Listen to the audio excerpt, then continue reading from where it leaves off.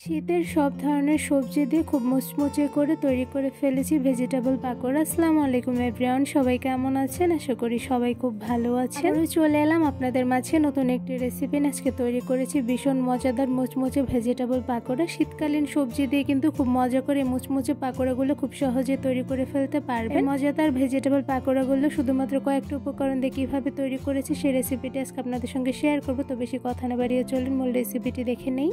প্রথমে একটি বোলের মধ্যে দিয়ে দিয়েছি বাঁধাকপি কুচি, সাথে দিয়ে দিয়েছি আলু কুচি, এখানে মিডিয়াম সাইজ করে কুচি করে নিয়েছি, সাথে দিয়ে দিয়েছি গাজর কুচি, আর দিয়ে দিয়েছি বরবটি কুচি, সাথে দিয়ে দিয়েছি অল্প পরিমাণে পেঁয়াজ কুচি, সাথে দিয়ে দিয়েছি আদা বাটা 1 চা চামচ, রসুন বাটা 1 চা চামচ, দিয়ে দিচ্ছি জিরা গুঁড়া 1 চা চামচ, সাথে দিয়ে দিচ্ছি ধনিয়া গুঁড়া 1 চা চামচ, দিয়ে দিচ্ছি লাল মরিচের গুঁড়া 1 চা চামচ পরিমাণ, সাথে দিয়ে দিচ্ছি হাফ চা চামচ পরিমাণ লবণ। এবার সবগুলো সবজির সঙ্গে সবগুলো মশলা খুব ভালোভাবে মেখে মিশিয়ে নিব।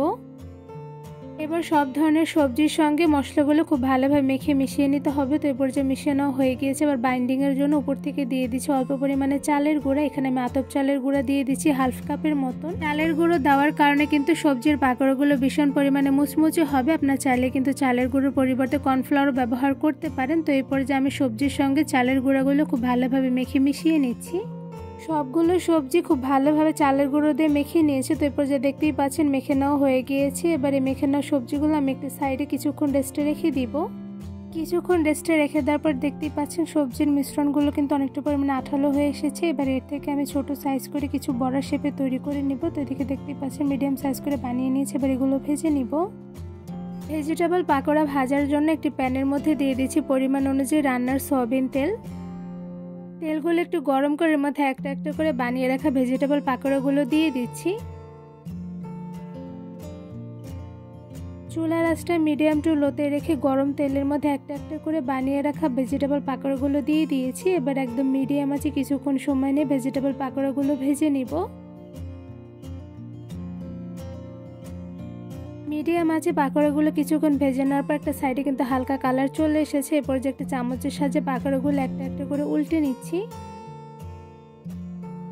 চামচের সাহায্যে একটা একটা করে সবগুলো পাকোড়া কিন্তু উল্টে দেওয়া হয়ে গিয়েছে। এবার মিডিয়াম আছে আরও কিছুটা সময় নিয়ে পাকোড়াগুলো গোল্ডেন ব্রাউন কালার করে ভেজে নিব। এই ভেজিটেবল পাকোড়াগুলো খুব অল্প সময় খুব সুন্দর কালার করে কিন্তু ভেজে নেওয়া যায়। তো এরপর যা দেখতে পাচ্ছেন কিছুক্ষণ ভেজে নেওয়ার পর খুব সুন্দর গোল্ডেন ব্রাউন কালার চলে এসেছে। এরপর যে একটা ছাঁকনির সাহায্যে ছেঁকে আমি সবগুলো পাকোড়া একটা একটা করে তুলে নিচ্ছি। পাকোড়াগুলোর কালার কিন্তু মাশাআল্লাহ খুব সুন্দর হয়েছে। এবারে পাকোড়াগুলো আমি একটা ঝুড়িতে তুলে নিব।